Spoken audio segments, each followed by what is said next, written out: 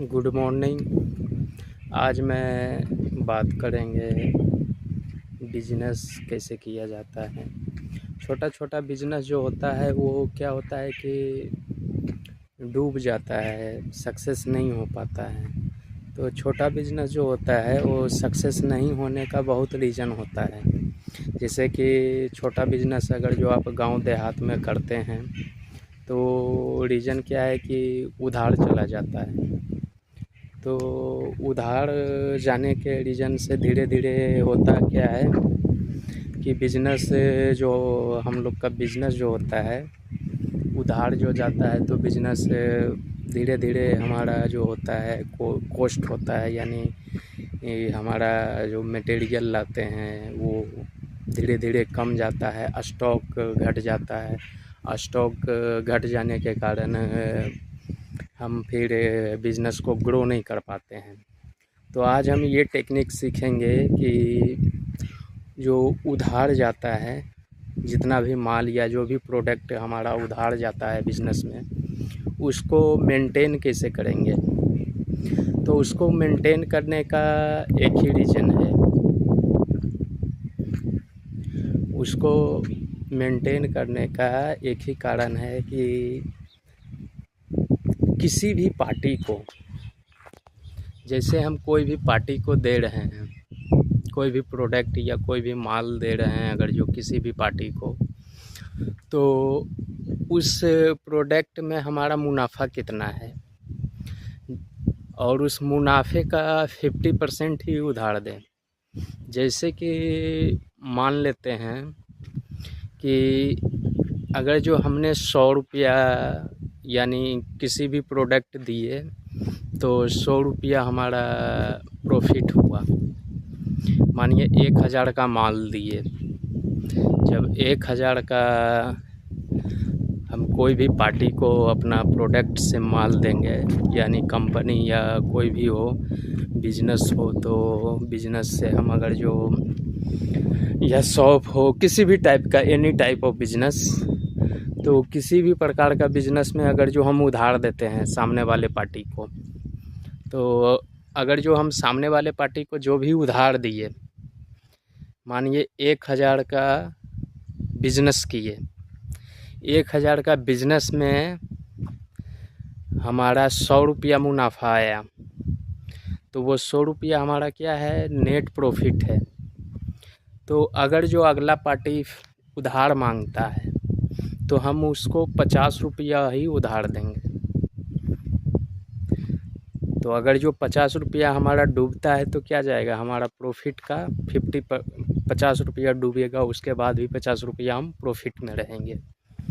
तो मेरा कहने का तात्पर्य ये है कि कोई भी कस्टमर, कोई भी पार्टी फर्स्ट टाइम उधार नहीं लेता है।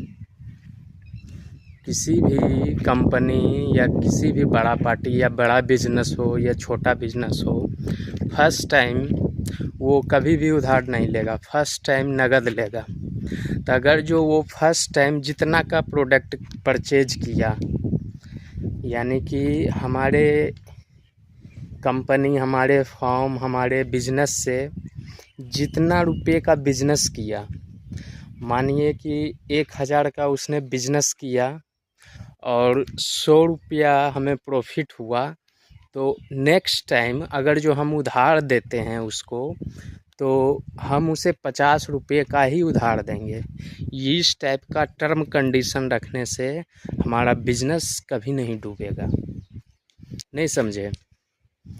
जैसे कि अगर जो हम मानिए कि एक सेब खरीदे या एप्पल खरीदे 1 केजी, तो फर्स्ट टाइम तो वो नगद लेके चला जाएगा।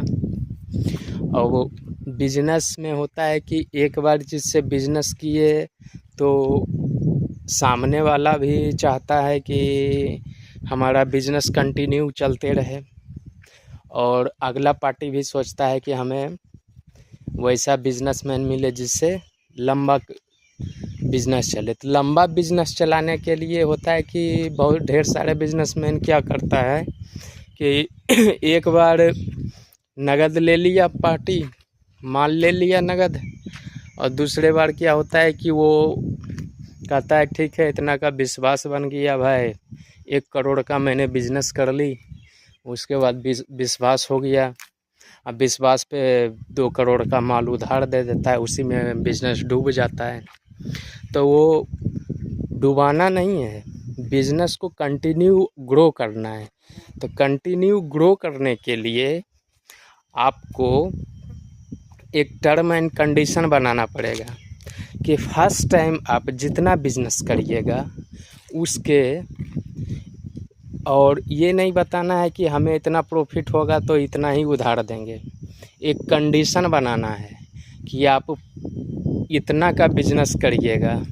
मानिए 1 करोड़ का बिजनेस किए तो 1 लाख प्रॉफिट हुआ, तो उसमें टर्म कंडीशन रखना है कि अगर जो हम 1 करोड़ का बिजनेस करते हैं, सामने वाले पार्टी को बताना है कि अगर जो 1 करोड़ का मेरे साथ बिजनेस करते हैं फर्स्ट टाइम, तो 50 लाख आप नेक्स्ट टाइम उधार ले सकते हैं। सॉरी 50,000 का आप उधार ले सकते हैं, इससे ज़्यादा हम उधार नहीं दे सकते हैं। क्योंकि अगर जो 1 करोड़ का बिजनेस हुआ और 1 लाख प्रॉफिट हुआ, तो 1 लाख में अगर जो 50,000 हम उधार दे देते हैं और सामने वाला पार्टी अगर जो भाग जाता है, तो क्या डूबा हमारा? कुछ नहीं डूबा, मेरा प्रॉफिट का 50% डूबा, उसके बाद भी हम 50% प्रॉफिट में हैं। तो उधार इस टाइप से करना चाहिए, उधारी जो होता है इसी टाइप से लगाना चाहिए, चाहे छोटा बिजनेस हो या बड़ा बिजनेस हो। तो आज का सेशन इतना ही, और धीरे धीरे मैं बताऊंगा बिजनेस कैसे करना है, किस किस क्षेत्र में करना है, कौन सा फील्ड में बिजनेस करना है, किस टाइप का बिजनेस होता है, बिजनेस कैसे किया जाता है, कंपनी को ग्रो कैसे किया जाता है, छोटे लेवल से बड़े लेवल तक कैसे पहुंचा जाता है। एक एक पॉइंट बिजनेस का जितना भी मंत्र है, गुरु ज्ञान, हम ये कोस्ट वर्ल्ड ट्रेवल के माध्यम से आप लोग को प्रोवाइड करेंगे। और वीडियो लंबा हो जाएगा, इसके लिए थैंक यू।